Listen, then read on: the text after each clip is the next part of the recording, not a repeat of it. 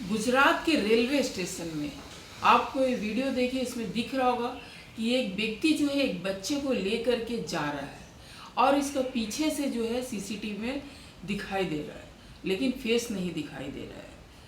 और ये जो बच्चे को ले जा रहा है ये बच्ची है महज 4.5 साल की। तो चलिए जानते हैं आखिर में ये शख्स जो है ये बच्ची को लेके जा रहा है तो कहाँ ले जा रहा है और ये है कौन। नमस्कार दोस्तों, मैं सुमन सिंह, आप देख रहे हैं चश्मा वाली दीदी। दोस्तों, आज की सच्ची घटना अगर आपको थोड़ी सी भी अच्छी लगती है तो प्लीज़ दोस्तों लाइक शेयर सब्सक्राइब जरूर कीजिएगा, ताकि इसी तरह की आए दिन होने वाली घटनाओं से हम आपको अवगत कराते रहें, ताकि आप सावधान रहें और सुरक्षित रहें। तो चलिए देर ना करते हम कहानी को आगे बढ़ाते हैं। 18 जुलाई को रात को 8:45 से 47 के बीच में आप देख सकते हैं, टाइम दिखाई दे रहे स्क्रीन पे। ये व्यक्ति स्टेशन के अंदर घुसता है, प्लेटफॉर्म पर ये घुसता है, जो देख सकते हैं कि लाल टी शर्ट और ब्लू पैंट पहने हुए है। इसके बाद ये चला जाता है और एक कुछ तलाश करता है कि मुझे कहीं कुछ मिल जाए, शायद इसकी नियति यही थी। और फिर ये जाता है तो देखता है कि एक बच्ची जो है महज 4.5 साल की, वो खेल रही है, अभी सोई नहीं है। और उसके जो माँ पिता थे वहाँ पर वो स्टेशन में सोए हुए थे और बच्ची जो थी जगी हुई थी। फिर ये बच्ची को के साथ खेलना शुरू कर देता है, उसे बुलाकर खेलता है, उसे मतलब फुसलाता है जो भी।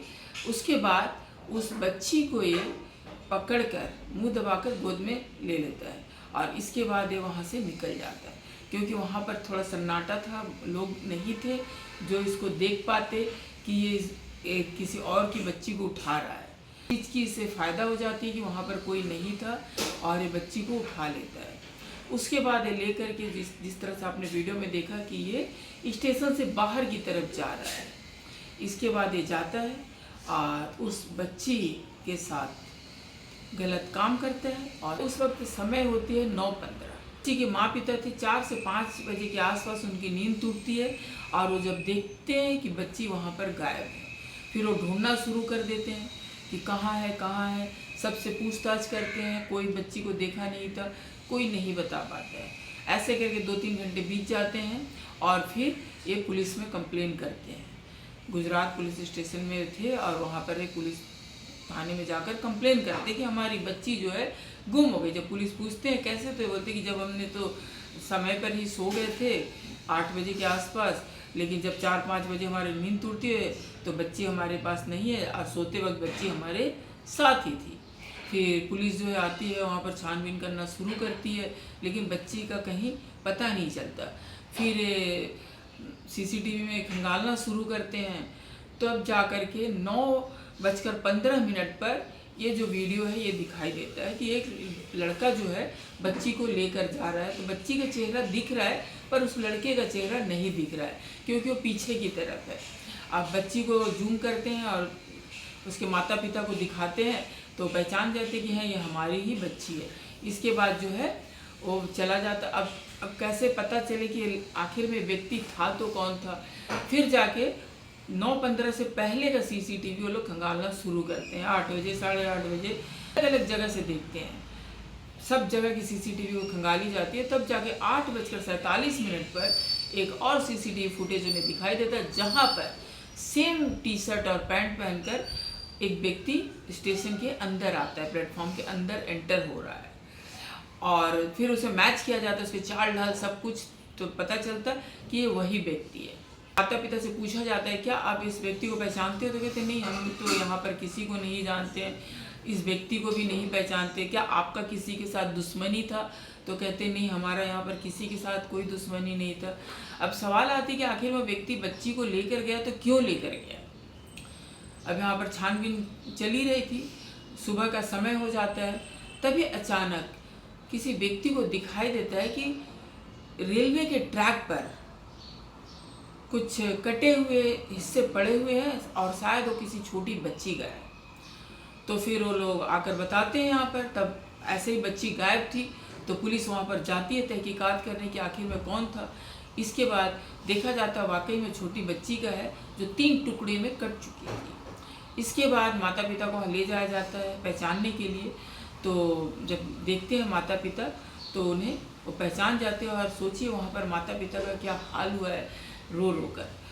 अब बच्ची के साथ आखिर में बच्ची यहाँ तक पहुँची कैसे, तो ये तो पता था कि उस व्यक्ति ने लेकर आया, लेकिन जो वहाँ पर जो सीन था रेलवे ट्रैक के पास, वहाँ पर देखा गया कि बच्ची के अंडरगारमेंट, उसके कपड़े फेंके हुए थे। उसके बाद वहाँ पर बच्ची जो लहंगा पहनी थी वो फेंका हुआ था। यानी कि ये पता चल गया कि बच्ची के साथ रेप किया गया। इसके बाद उस बच्ची को रेलवे ट्रैक पर रख दिया गया।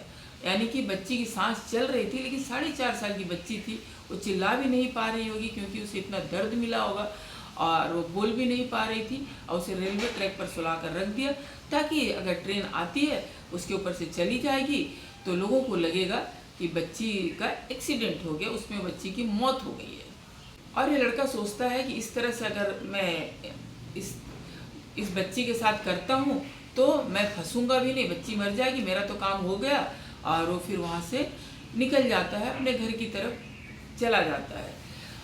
अब जब यहाँ पर किस तरह से पता लगाया जाए, फिर जाके उस व्यक्ति की फ़ोटो से फिर सब ट्रेस किया जाता है, तो पता चलता है कि उस लड़के का नाम सुरेश परमार, और उसके नाम पर कई आपराधिक मामले दर्ज है। फिर पुलिस जो है पता करके उसके घर की तरफ पहुंचती है, घर में पहुंचती है और सुरेश परमार को पकड़ लेती है। अब सुरेश परमार जो वहाँ तो चौंक जाता है कि मैंने तो इतने क्राइम के बच गया, लेकिन आज मैं कैसे फंस गया हूँ, गुजरात पुलिस कैसे मेरे घर तक आ गई है।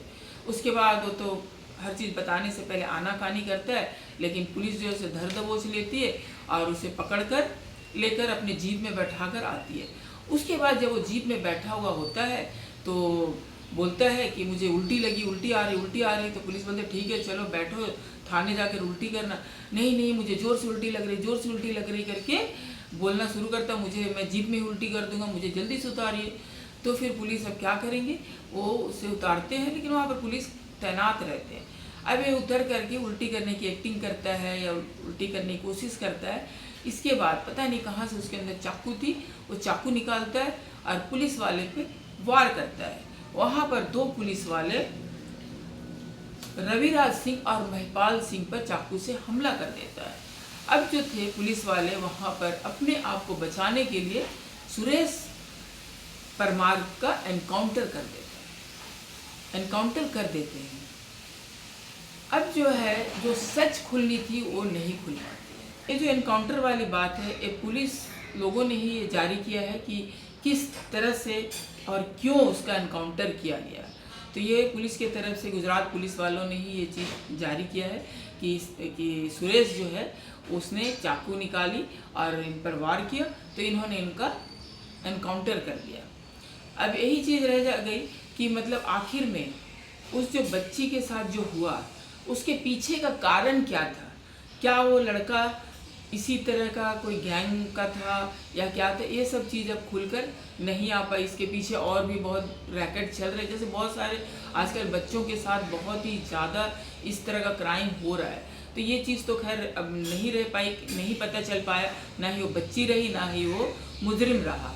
तो इस चीज़ का पता लगाना भी थोड़ा मुश्किल है। अब ये पुलिस वाले का काम है, किस तरह से वे पता करेंगे।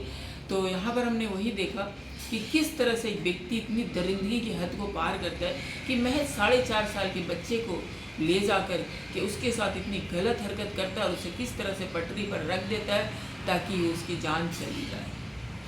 अब माँ बाप का यहाँ रो रो कर बुरा हाल है, क्या उनका बच्चा उन्हें वापस मिलेगा? नहीं मिलेगा। तो वही चीज़ है कि आजकल इंसान कहीं पर सेफ नहीं। और मैं तो उन माँ बाप को भी कहना चाहूँगी कि इस तरह से इतने बेहोश होकर एक रेलवे स्टेशन पर कैसे सो सकते हैं। सोचिए 8:45-47 की वक्त है जब वो जो क्रिमिनल था वहाँ पर घुसता है और बच्चे को उठाता है 9:15 से, और ये इतने बेहोश सोए होते हैं कि सुबह तक इनकी नींद नहीं टूटती है। 4-5 बजे उठते हैं, तब ये अपनी बच्ची को ढूंढते हैं। किसी बाहर की जगह पर जाकर, खुले जगह पर जाकर इतनी गहरी नींद से सोना एक पेरेंट्स के लिए बहुत ही बड़ी गलती है।